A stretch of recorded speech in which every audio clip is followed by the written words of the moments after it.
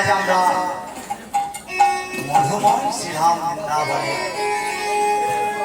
উপস্থিত হয়েছি। আর এই মধুময় শ্রীরাম বৃন্দাবনে এই অপরূপ দিব্য শোভা দেখে আমার পদকর্তা বর্ণন করছে। না প্রত্যেক দিনের মতো সকাল বেলায় উঠে গোপাল আমার কি করছে না, সেই মায়ের কোলে বসে ক্ষীর সর ছানা নবনী ভক্ষণ করছে, ভোজন করছে। ক্ষীর সর ছানা নবনী ভোজন করছে। আর এদিকে সখারা সেই মাঠে ধেনু বৎসগুলিকে নিয়ে যাওয়ার জন্য গোপালকে নিতে এসেছে মায়ের কোল থেকে।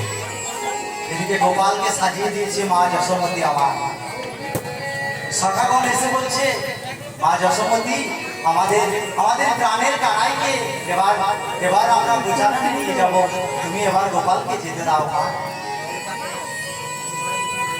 মা যশোমতী তখন বলছে, আজ আমার প্রাণের গোপালকে আমি তো যেতে দেবো না বাবা। কেন যেতে দেবে না মা? না, আজ হচ্ছে দাদা বলরামের জন্মদিন। তাই দাদা বলরাম যদি না থাকে তাহলে আমার গোপালকে কে দেখবে? গোপালকে যদি কেউ রক্ষা করতে পারে তাহলে সে একমাত্র দাদা বলরাম। একে বলো, তারপর আবার রাম। বলরামকে ছাড়া মা কাউকে ভরসা করে না। তাই বলছে, আজ আমি আমার গোপালকে যেতে দেবো না। তখন শ্রীরাম সুদাম করজোড়ে মাকে বলছে, মা, দাদা বলরাম যাবে না, কি হয়েছে? আমি তো আছি, আমার উপর ভরসা করো মা। তাই শ্রীরাম যখন অনেক অসময় বিনিময় মায়ের কাছে বললো, তখন বললো, ঠিক আছে, দাদা বলরামের পরে যদি কেউ আছে সেটা হচ্ছে শ্রীরাম, তোকে আমি ভরসা করি। রোজ হাতে আমি আজ গোপালকে ছেড়ে দিলাম, তুই দেখিস গোপালকে। তাই গোপাল আমার সেই বন্ধুদের সঙ্গে আজ চলেছেন। সেই বন্ধুদের সঙ্গে সেই ধেনু বৎসগুলিকে নিয়ে গিয়ে নিকটস্থ বনে গিয়ে সেই ধেনু বৎসগুলিকে ছেড়ে দিয়েছে। ধেনু বৎসগুলিকে ছেড়ে দিয়ে কি করছে গোপাল আমার? না প্রতিদিনের মতো সেই সখাগণকে সঙ্গে লয়ে হাতে হাত ধরে সেই বিনোদ খেলায় মেতে উঠেছে গোপাল। এই বিনোদ খেলা কি নয়, বিনোদ খেলা কোনো খেলার নাম নয়। এই বিনোদ খেলা হচ্ছে নিত্য নতুন খেলা। ভগবান যে খেলা করেন না, সেটা হয়ে যায় লীলা। কিন্তু আমরা এই ইহ জগতের মানুষ যখন খেলি সেটাকে বলা হয় খেলা, কিন্তু ভগবান খেলেন সেটা হয়ে যায় লীলা। তাই আমার এই বাংলার একজন কবি এই ভগবানের খেলাকে উপলব্ধি করে তিনি একটি সুন্দর গান রচনা করলেন। দেখুন কত বড় বৈষ্ণবত্ব।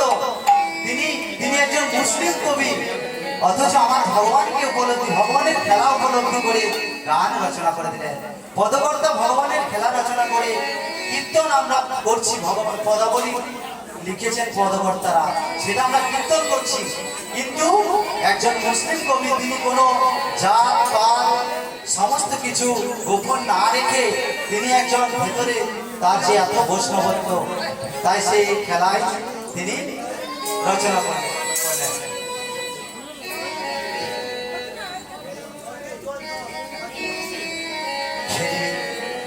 খেলিছ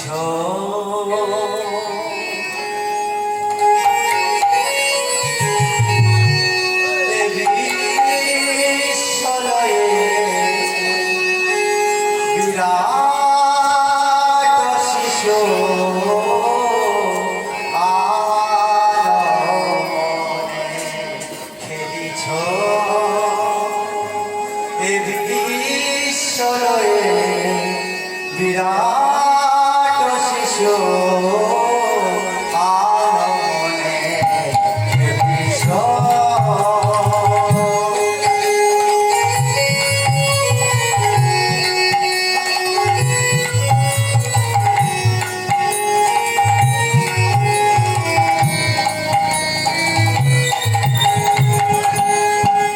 শুনলে মহা আকাশে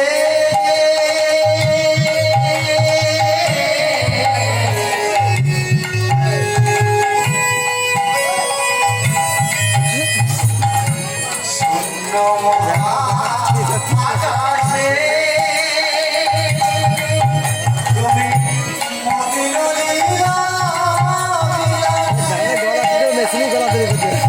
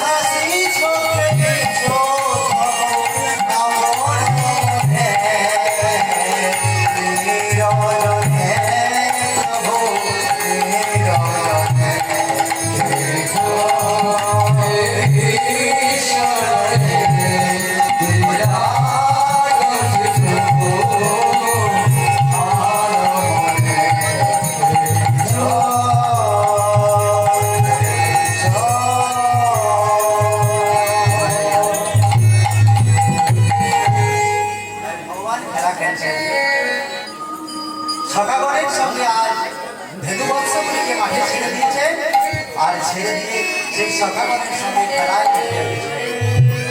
তারা সখাগণের সঙ্গে খেলছে কানায় খেলিছে বিনোদ খেলা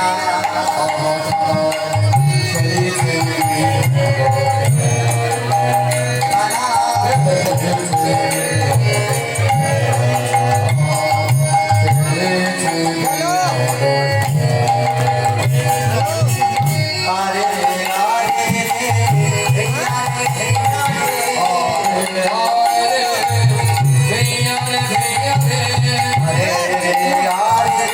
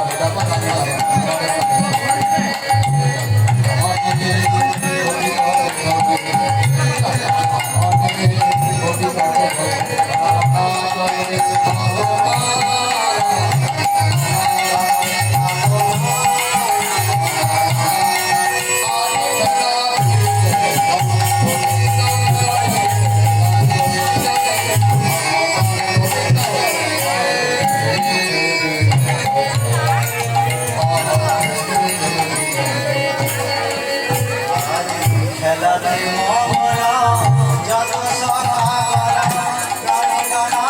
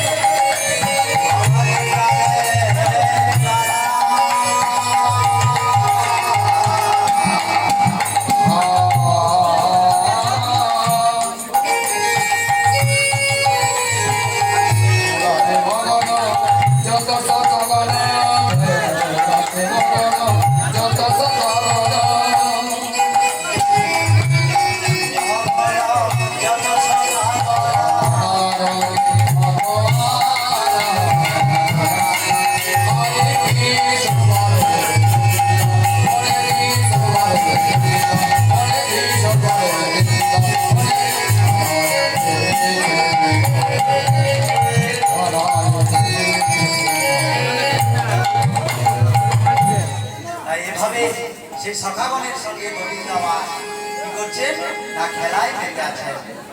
আর খেলতে খেলতে খেলতে খেলতে তারাই বলছে হ্যারে শ্রীরাম, ও ভাই শ্রীরাম, রাম ও শ্রীরাম, আমরা খেলায় তো ভাই অনেকক্ষণ ধরে মেতে আছি, কিন্তু কিন্তু নিকটস্থ বনে ওই ধেনু বৎসগুলিকে তো আমরা দেখতে পাচ্ছি না ভাই। তাই তাই তোরা এক কাজ কর, ও শ্রীরাম, শ্রীরাম, রাম ও শ্রীরাম, তোরা চারজনে ওই ধেনু বৎসগুলির অন্বেষণ করে আয়, জানা ভাই।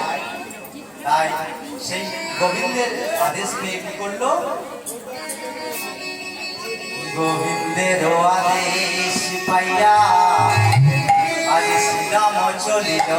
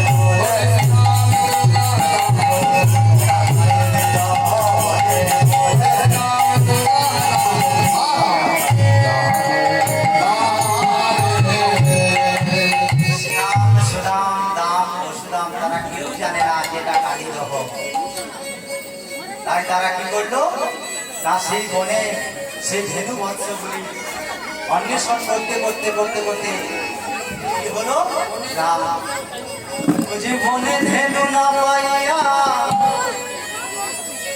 সকলে তৃষ্ণান্ত হইয়া আগে ধেনু না পাইয়া সকলে তৃষ্ণান্ত হইয়া জীবনে ধেনু না পাইয়া সকলে তৃষ্ণার্ত হইয়া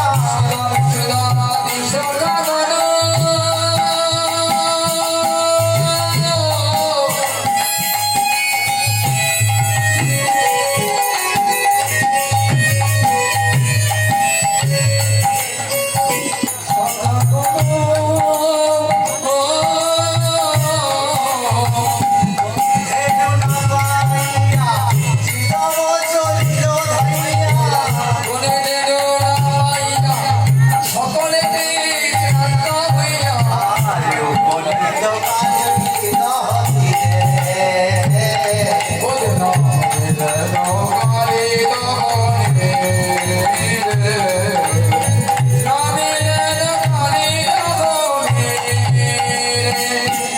তাই তারা কেউ জানে না যেটা কালীদহ, তাই সে কৃপাসার্থ হয়ে কৃষ্ণার্থ হয়ে কি হলো না সেই সখাগণকে অন্বেষণ করতেছে, কৃষ্ণার্থ হয়ে আস্তে আস্তে সেই কালীদহের তীরে এসে উপস্থিত হয়েছে। তাই এই কালীদহটি জল এত বিষাক্ত যে কালীদহের জলে পশু পাখি সমস্ত কিছু প্রাণী কেউ এই কালীদহের বিশেষ জ্বালায় বাঁচতে পারে না। তাই তারা জল পান করতে এসে কি করেছে না যেই না জল পান করতে এসেছে সেই কালীদহের বিষাক্ত জলে তারা সবাই সেই মৃতদেহের ন্যায় বসে আছে। জল পিপাসা নিবারণ করতে এসে তারা ওগো জলের পরশ মাত্র মৃত্যুরে হইয়া প্রাপ্ত জলের পরশ মাত্র মৃত্যুরে হইয়া প্রাপ্ত জলের পরশ মাত্র মৃত্যুরে হইয়া প্রাপ্ত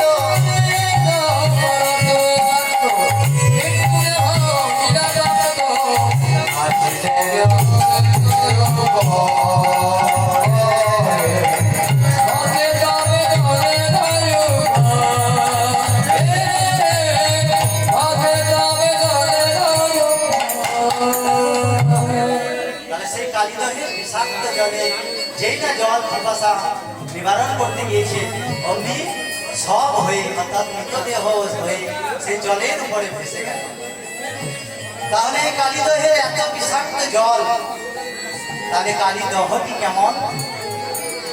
এই কালীদহের বিষ জলে ভগবানের সমস্ত সখাগণ পশু পাখি মারা যাচ্ছে, এত তার বিশেষ দেশ।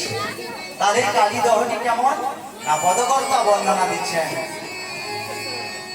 কালিন্দির এক দহে কালী নামাগো গাহে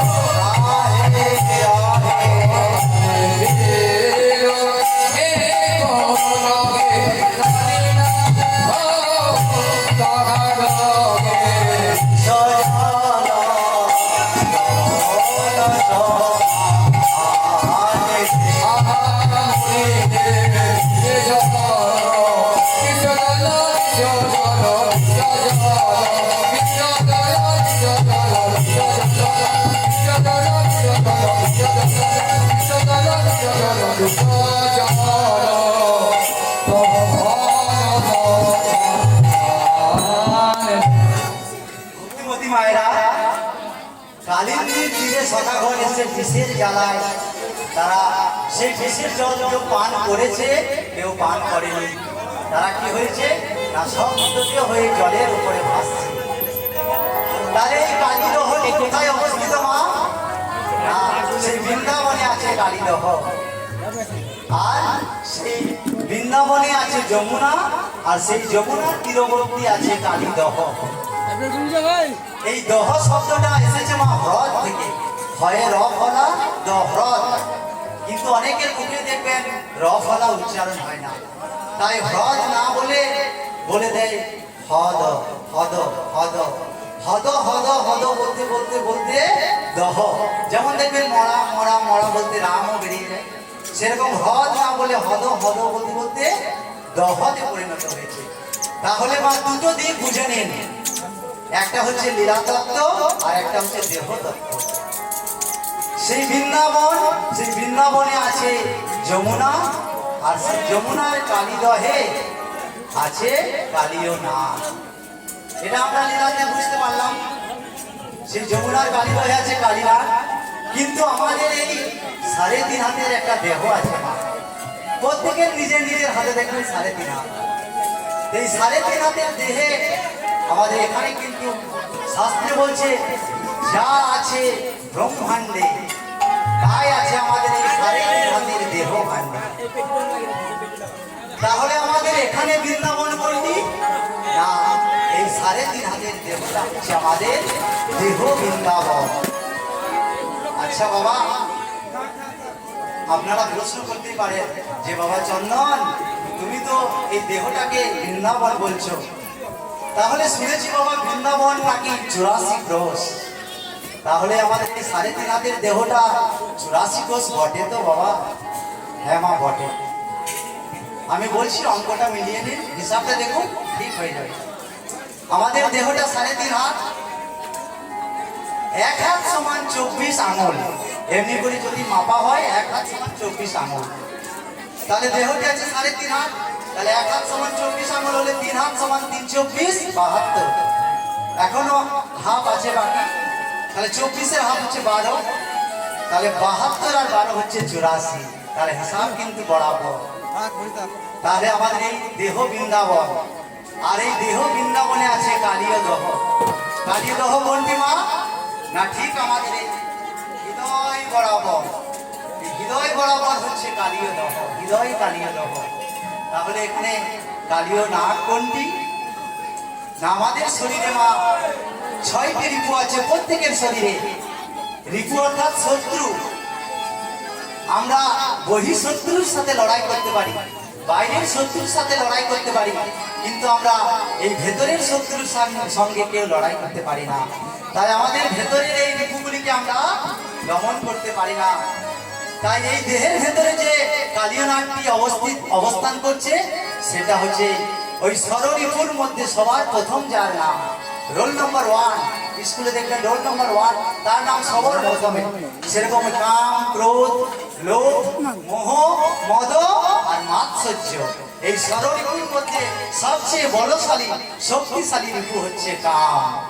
তাই আমাদের এই হৃদয় কালীদহে ওই কাম রূপী কালীয় নাগ অবস্থিত। হৃদয় গৌর হরি বল। তাই সেই কালীদহের এত বিষাক্ত জল, সেই বিষাক্ত জলে কারোর প্রাণ বাঁচে না। সেই কালীয় নাগ ভগবানের কৃপা পাওয়ার জন্য সেই বিষ জল ঢেলে দিয়েছে সেই কালীদহের জলে। আর সেই বিষাক্ত জলে কি হয়েছে না, পশু পাখি সব তো ছটফট ছটফট করতে মরছে। ওই বিষের বাতাস লেগে যদি কোনো পাখি যদি আকাশে উড়ে যাচ্ছে, ওগো তাহার উপরে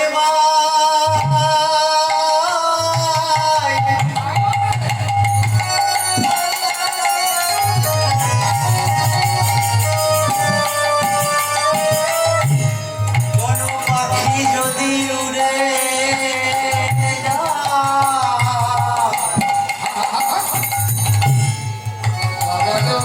উপরে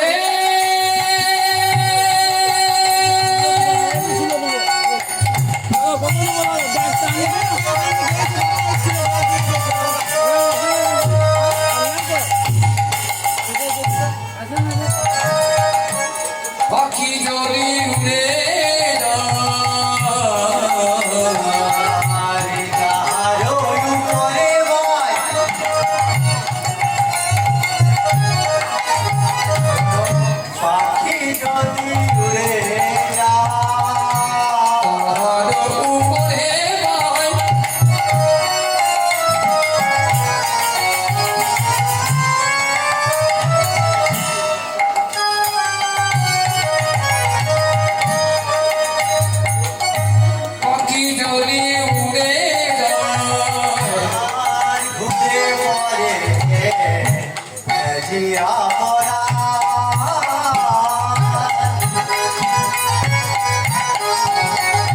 উড়ে করে উড়ে করে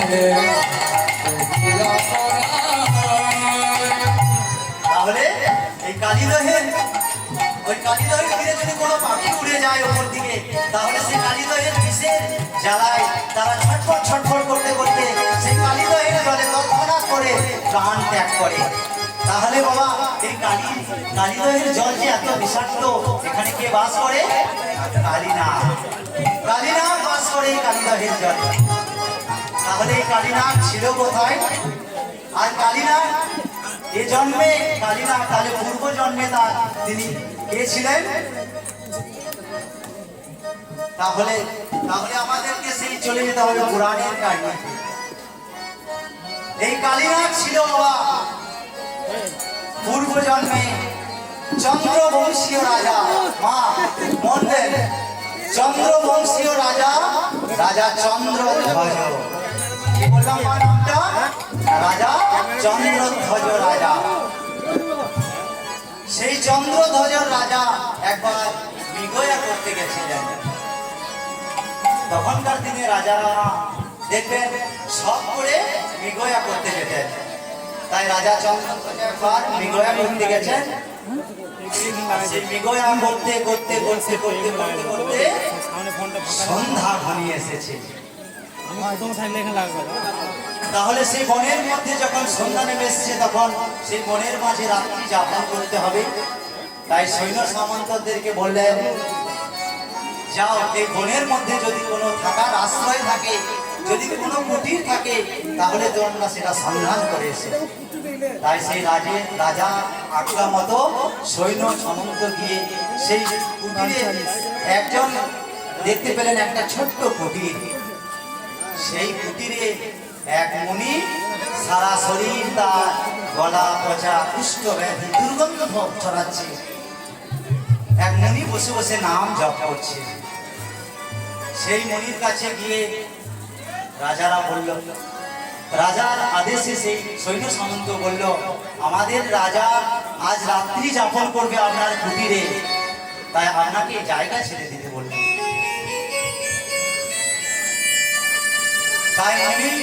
তাই মুনি কর্ণপাত করলেন না তাদের কথায়, মুনি ধ্যানস্থ ছিলেন। তখন সৈন্য সামন্ত রাজার কাছে গিয়ে সমস্ত বৃত্তান্ত বললেন। রাজা বললেন, ঠিক আছে, আমি এই রাজ্যের রাজা, আমার কথা অমান্য, তোমরা যাও ওই দুর্গন্ধ গলিত পচিত কুষ্ঠ ব্যাধি